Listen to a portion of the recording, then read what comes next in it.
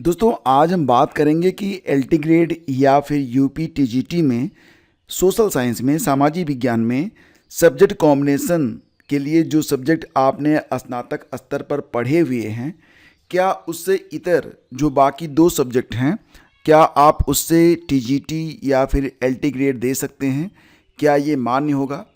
हालांकि ये जो प्रश्न है इस पर कई बार मैं आपको उत्तर दे चुका हूँ, लेकिन क्योंकि ये जो उत्तर मैंने दिया था आपको जब मैं पेपर सॉल्व करवाता था तो मैं आपको बता देता था।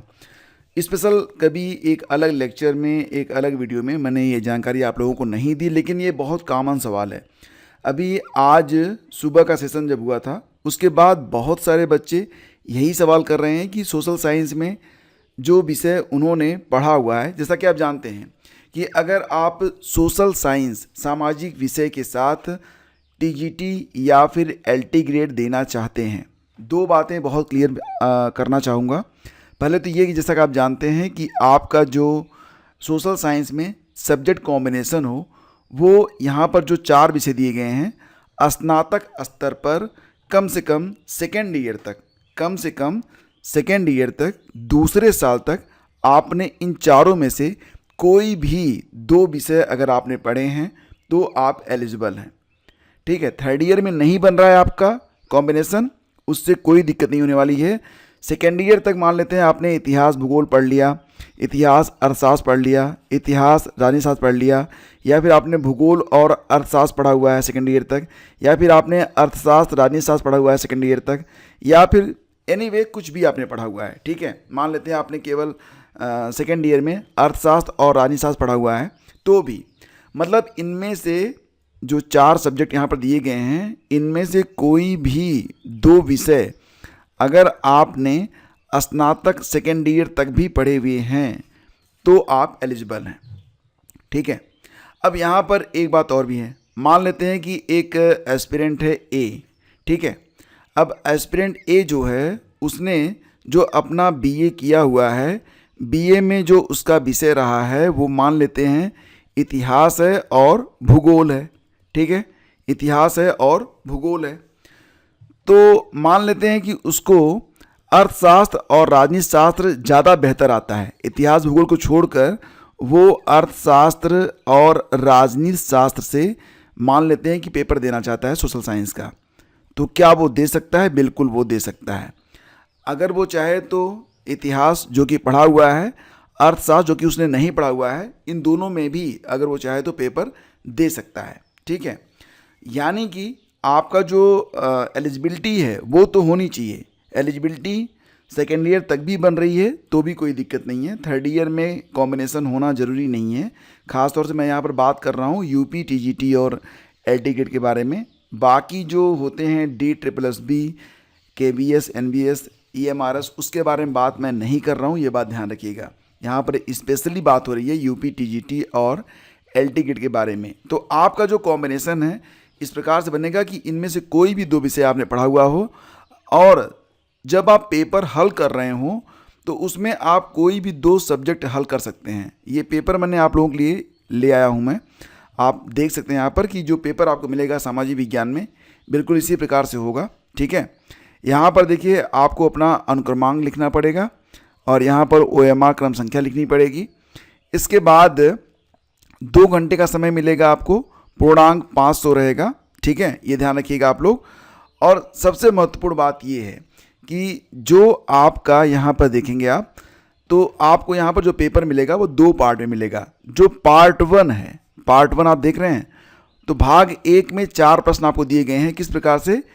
1, 1, 1, 2, 1, 3 एंड 1, 4, यानी कि पहले का ही पार्ट 1 है, ये पार्ट 2 है, इसके बाद देखेंगे तो पार्ट 3 है और ये पार्ट 4 है। तो इनमें से पहले प्रश्न में 4 भाग दिए गए हैं, कोई भी एक भाग आप हल कर सकते हैं, लेकिन जो भाग आप हल करेंगे वो मतलब जो विषय आगे आप अटेम्प्ट करने वाले हैं चारों में से कोई भी, तो उससे संबंधित कोई भी एक पार्ट आप हल कर लीजिएगा यहाँ पर। ठीक है, तो एक प्रश्न आपका यहाँ से हो जाएगा, क्योंकि कुल मिला के कितने प्रश्न बनते हैं आपके?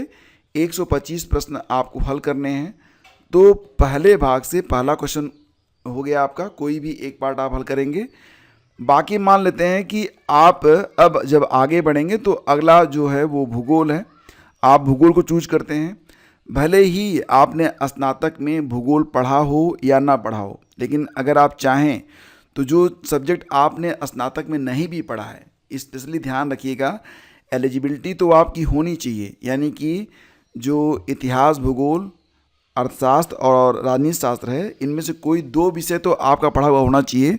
लेकिन जब आप पेपर हल करेंगे तो चारों में से कोई भी 2 आप चूज कर सकते हैं। यहाँ पर जैसे कि आप भूगोल ले रहे हैं तो भूगोल में 62 प्रश्न आपके मिल जाएंगे, फिर हिस्ट्री में 62 प्रश्न आपके मिल जाएंगे, एक प्रश्न ऊपर आपने किया हुआ है, कुल मिला के 125 प्रश्न आपके इस प्रकार के यहाँ पर बन जाएंगे। नेगेटिव मार्किंग नहीं रहेगी, ये बात ध्यान रखिएगा कि यहाँ पर कोई नेगेटिव मार्किंग नहीं रहती है, ठीक है। और जो इंस्ट्रक्शंस हैं उसको भी आप पढ़ लीजिएगा। देखिए, परीक्षा भवन में उत्तर पुस्तिका में किसी विसंगति के अतिरिक्त किसी भी स्थिति में अभ्यर्थी को कोई दूसरी प्रश्न पुस्तिका नहीं दी जाएगी। अभ्यर्थी को प्रश्न पुस्तिका को उपयोग में लाने और OMR उत्तर पत्र को पूरित करने में सावधानी बरतनी पड़ेगी, ठीक है। तो पहले पढ़ लीजिएगा कि क्या पूछ रहे हैं, उसके बाद डालिएगा। ऐसा नहीं कि बस आपने मतलब बिना देखे ही भरना शुरू कर दिया, क्योंकि मिटा नहीं पाएंगे आप उसे, ना ही इरेजर का इस्तेमाल आप कर पाएंगे, ठीक है। दूसरी बात ये कि यहाँ पर देखिए भाग 4 का में, तो निर्देश के 4 का में देखो यहाँ पर लिखा गया है कि भाग 1 की प्रश्न संख्या 1 में 4 प्रश्न 1A, 1-2, 1-3 और 1-4 दिए गए हैं। अभ्यर्थी को OMR उत्तर पत्र के प्रथम भाग में चयन किए गए विषयों से संबंधित किसी एक प्रश्न का उत्तर भरना है, केवल एक भरना है, ठीक है। और भाग 2 में 4 खंड हैं। खंड 1 भूगोल है, खंड 2 इतिहास है, खंड 3 अर्थशास्त्र एवं खंड 4 नागरिक शास्त्र दिए गए हैं। इन 4 खंडों में से अभ्यर्थी को OMR उत्तर पत्र के प्रथम भाग में चयनित 2 विषयों से संबंधित खंडों के ही उत्तर भरने हैं, अन्यथा उत्तर पत्रक अमान्य होगा और अभ्यर्थी को कुल 125 प्रश्नों के ही उत्तर देने हैं। तो समझ गए आप यहाँ पर आपको किस प्रकार से परीक्षा भवन में प्रश्नों को हल करना है। और जो आपके डाउट्स थे, उम्मीद करता हूँ कि अब सॉल्व हो चुके होंगे। निश्चिंत भाव से अब आप तैयारी करिए, बहुत तनाव मत लीजिएगा, क्योंकि जब आप तनाव की स्थिति में होते हैं तो दिमाग जो है ना आपको ऐसे संकेत देता है कि वो सब कुछ भूल चुका है, क्योंकि वास्तव में ऐसा होता नहीं है। आपने जो पढ़ा हुआ है ना वो आपके मेमोरी में कहीं ना कहीं स्टोर है। जब आपको संकेत मिलेंगे, जब प्रश्न आपके सामने आएगा तो वो चीज़ आपको बिल्कुल दिखने लगेगी, आपको याद आ जाएगी। तो घबराना आपको बिल्कुल नहीं है, बने रहिए हमारे साथ। हम मिलते हैं आपसे अगले वीडियो में। अभी भी कोई डाउट है बिल्कुल पूछ लीजिएगा, मैं बिल्कुल हर प्रश्न को पढ़ता हूँ, हर उत्तर देने का प्रयास करता हूँ। Thank you.